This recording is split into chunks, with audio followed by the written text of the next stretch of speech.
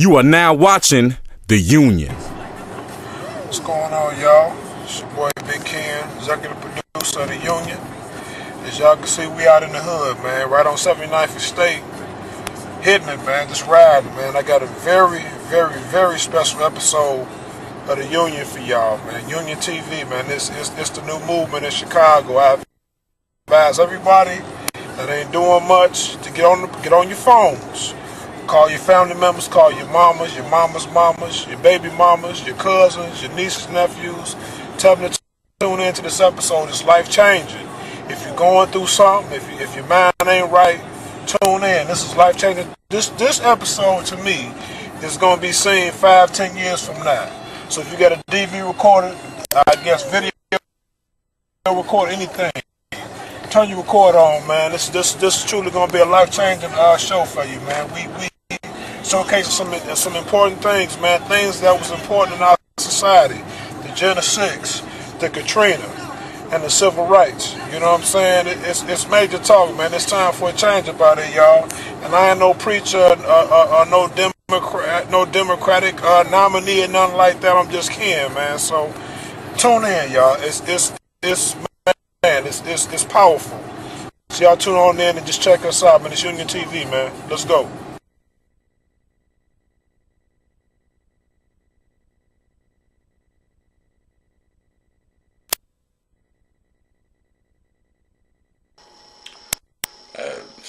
I think it's ridiculous, man.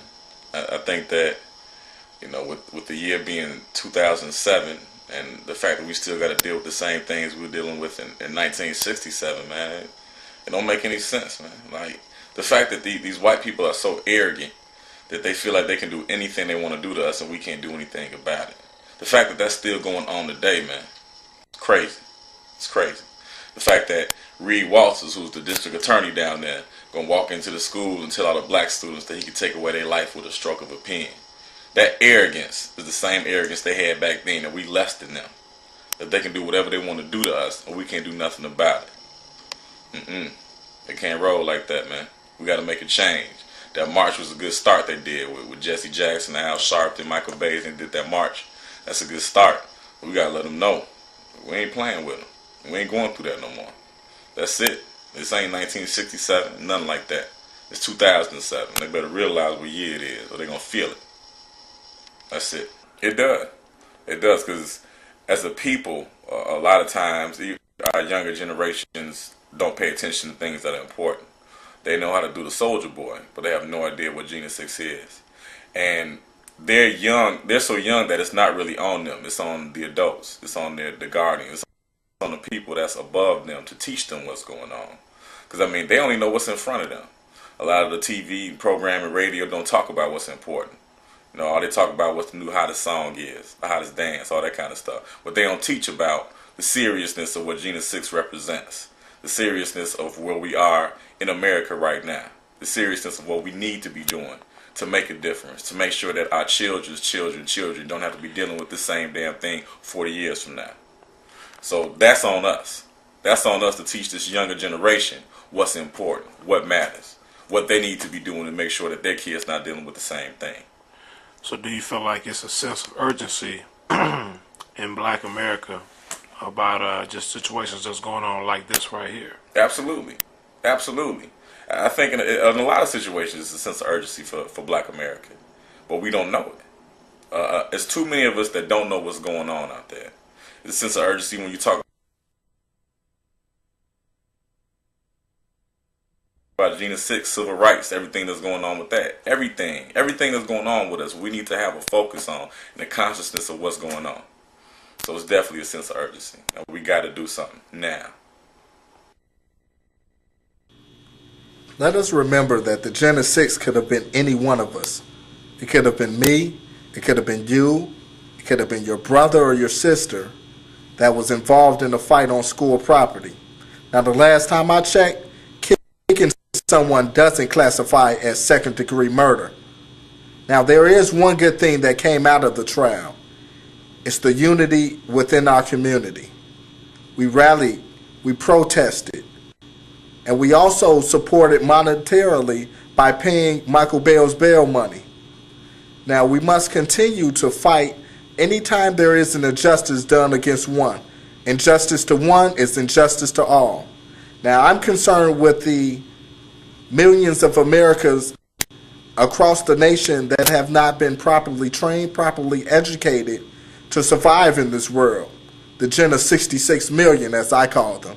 So in the conclusion, let us take all the lessons that we've learned within the last 4 months and apply it towards everyday life. Remember, we can make a change, and power is in numbers. Jena is a small town nestled deep in the heart of central Louisiana. Until recently, you may well never have heard of it. But this rural town of less than 4,000 has become a focal point in the debate around issues of race and justice in this country.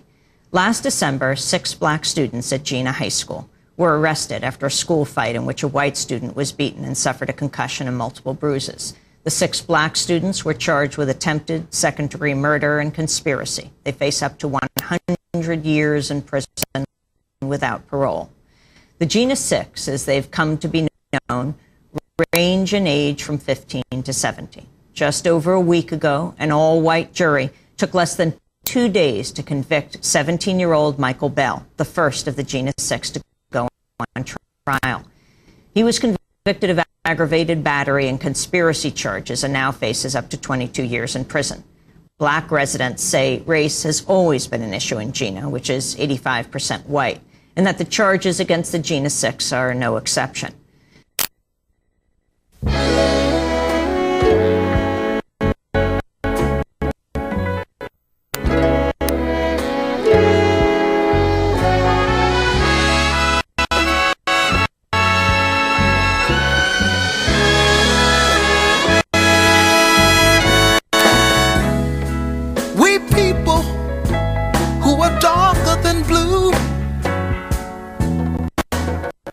Are we gonna stand around this town and let what others say come true?